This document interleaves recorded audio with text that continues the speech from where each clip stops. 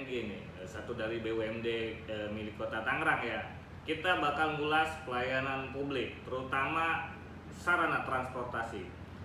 Hari ini saya ditemani dengan Dirut PTTNG, Pak. Bisa dikenalkan Pak Edi Chandra. Assalamualaikum. Baik, terima kasih. Assalamualaikum warahmatullahi wabarakatuh. Izin memperkenalkan diri, saya Edi Chandra, Direktur BUMD milik pemerintah Kota Tangerang, yaitu PT Tangerang Nusantara Global. Oke, siap. Mau nanya nih, ini soal pelayanan publik di bidang transportasi. Apa hubungannya sih PT TNG dengan bus Tayo dan angkot si Benteng yang ada di Kota Tangerang? Iya, pertama bahwa untuk moda transportasi bis Tayo dan si Benteng ini TNG mendapat penugasan dari pemerintah Kota Tangerang sebagaimana Perwal 26 2020 untuk melakukan pengelolaan terhadap angkutan perkotaan, yaitu untuk bis Tayo dan si Benteng. Namun kita juga dibantu dengan vendor atau kita sebut dengan operator, yaitu PT Tiara Perkasa Mobil. Jadi mereka yang mengoperasionalkan kendaraannya di trayek yang sudah kita tentukan dengan jam operasi yang sudah kita tentukan juga. Siap. Oke, izin nih.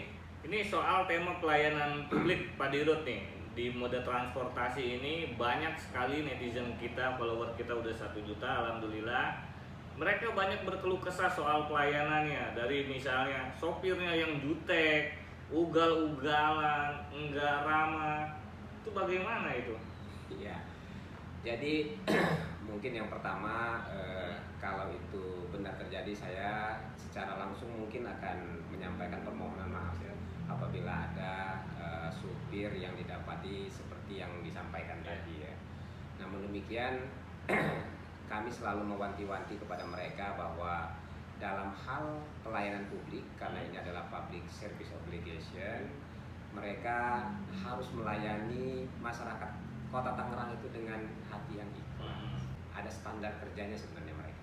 Itu yang maksudnya jarak ini ya, Betul. jarak itu 5 menit sekali apa segala macam. Ya, jarak antar moda. Antar moda ya. Ya, jadi ada itu ada jarak antar moda yang akan diatur sedemikian rupa, disesuaikan dengan kebutuhan. Oh, kalau ngetem tuh ketahuan tuh pasti itu, nggak boleh. Jadi kalau kita kan sebenarnya ada kontrolnya juga dari sini, gitu kan, ada dibantu juga dengan dinas perhubungan melalui apa namanya itu alat kontrol tersendiri lah ya. Jadi mereka itu contoh saat ini karena jam operasionalnya kalau saya itu BRT itu dari jam 5:30 sampai jam 7 malam. Jadi dengan hitungan sekarang satu bis itu 6 rit, jadi antar moda transportasinya itu lebih kurang sekitar 20 menit. Okay. Jadi agak panjang lah. Jadi walaupun ketika bisnya ini sampai langsung truk penuh, gitu kan, itu nggak bisa langsung jalan. Nah itulah bedanya kita dengan angkot. Iya, ada waktunya. Iya, ada waktu yang udah siapkan bahwa dia jalan misalnya jam sekian, gitu kan, sudah ditentukan. Walaupun sudah penuh, mungkin 5 menit, 10 menit, begitu waktunya jalan dia jalan. Iya, nah kita kalau kosong juga, kalau sudah waktunya jalan. Oh iya. Jadi walaupun nggak ada isinya, begitu sampai nggak ada isinya langsung jalan. Siap. Gitu. Pak Dirut, ini kemarin banyak yang komen juga nih terkait soal pelayanan sopir yang jutek, dan PT TNG responsif tuh, langsung sidak. Itu bagaimana ceritanya? Ya, jadi memang beberapa hari terakhir kita melihat banyak pelaporan dari para penumpang di aplikasi Laksa. Oke.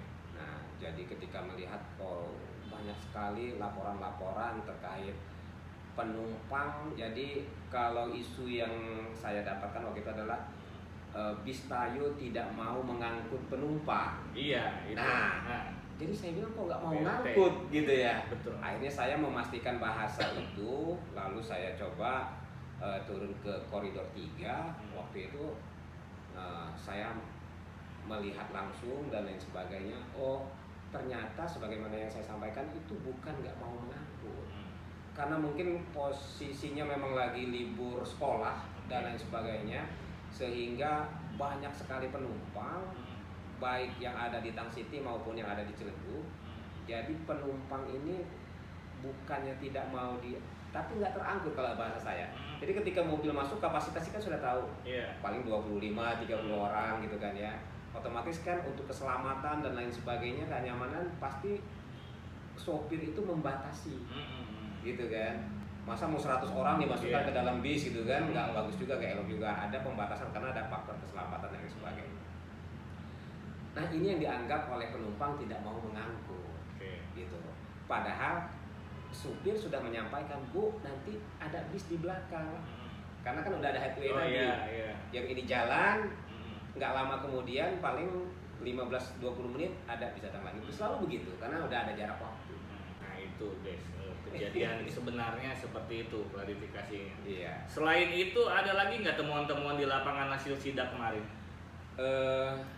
Kita melihat memang di CBD ini nggak ada halte ya. CBD Ciledug. Iya, CBD Ciledug. Iya. Saya melihat para penumpang ini kalau bahasa orang kehujanan kepanasan di sana. Oh iya.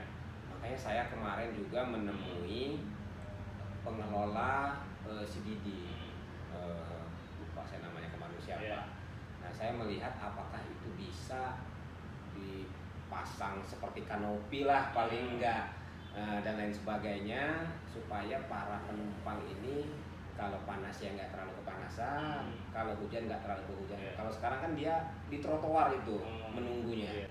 Karena bus Tayo dari Ciledug dan ke Tang City itu, waduh, banyak banget tuh yang naik gitu ya. Iya, banyak sekali. Banyak banget. Jadi memang yang paling antusias itu saat ini BRT yang koridor 3 itu. Iya. Tang City, Ciledug. Oke, terakhir nih Pak Dirut nih. Kita masyarakat Kota Tangerang, kalau ini kita patut apresiasi juga ya, ini suatu mode transportasi yang terintegrasi nih dikasih oleh pemerintah Kota Tangerang, yaitu si Benteng dan Bus Tayo ini. Terima kasih juga ini kita dari masyarakat.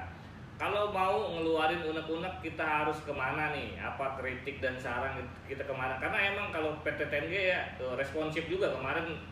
Banyak yang curhat langsung ke lapangan dan segala macam. Ada ininya nggak? Misalnya tempatnya, wadahnya kalau misalnya ngasih kritik dan saran kemana dan harapan untuk ke depan. Baik, terima kasih. Jadi kalau secara besarnya itu ke aplikasi yang memang disediakan oleh pemerintah, yaitu Laksa ya. Itu di sana juga boleh. Namun kalau yang langsung ke TNG sebenarnya ada call center yang memang kita berikan kepada masyarakat. Sehingga saya di belakang kendaraan itu sudah ada nomor pengaduan. Iya, siap. Si Benteng itu. Jadi saya lupa tuh nomor call centernya. Di sini dikelola khusus, di sini ada ya dari bagian humasnya. Juga yang ketika ada telepon, WhatsApp atau apa segala macam itu mengolah. Misalnya yang penting disampaikan benar-benar di situ ada tahapan, karena polanya mengisi aduan. Di sini ada barcode-nya. Udah ada petunjuk apa, kendaraan apa segala macam, supaya kita juga bisa lebih filter. Betul. Benar-benar adanya kendaraan yang diadukan, kendaraan ini bukan nebak-nebak. Iya. Gitu. Jadi kita benar-benar sudah membuat satu stiker, kita tempelkan di belakang mobil, itu ada nomor call centernya di situ. Canggih juga ya. Iya. Smart City nih. Oke, siap. Lebih kurang begitu. Terima kasih Pak Dirut atas waktunya. Kita akhiri diskusi ini. Assalamualaikum warahmatullahi wabarakatuh. Terima kasih. Waalaikumsalam warahmatullahi wabarakatuh.